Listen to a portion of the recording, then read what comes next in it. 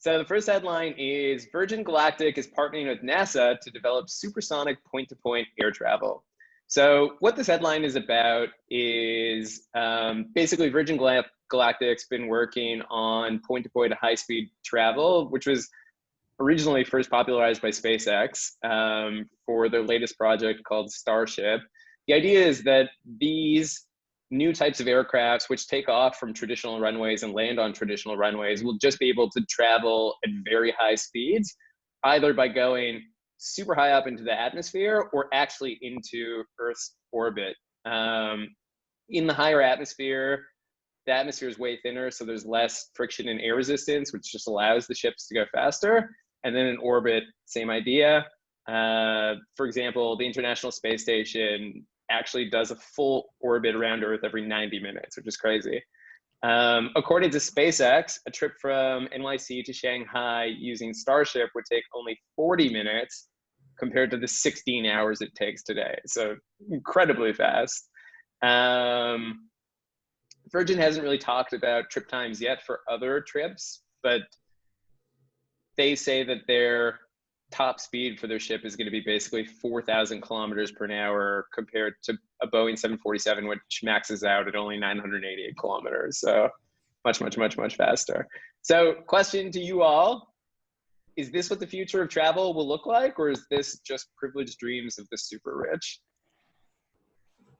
I feel like it's privileged dreams of the super rich. I don't know. I'd like to get travel where I could go 45 minutes from Astoria, Queens to downtown Manhattan. Like, that would be nice. And I'd also like fast travel to go through the TSA line. Like, I don't mind doing a 16-hour flight to Shanghai. But it sounds great. Yeah. Yeah, I'll take a slightly different angle on this and say that, first of all, as an early stage startup, I'm especially qualified to talk about vaporware. And this feels like vaporware to me. I think that, Virgin is going out of business, and they're just like grasping on something to like prop up some stock values, because they can't even say how fast it is. They're like, it's just going to go to space and then it's going to come back. It's going to be faster, like probably 4 times faster. So I think it's a pipe dream.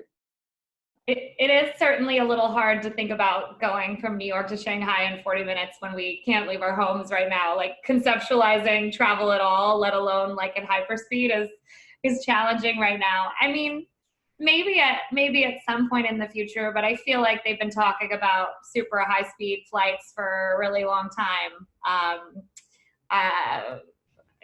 Hard to say if when it'll be available to anyone, let alone like to the masses.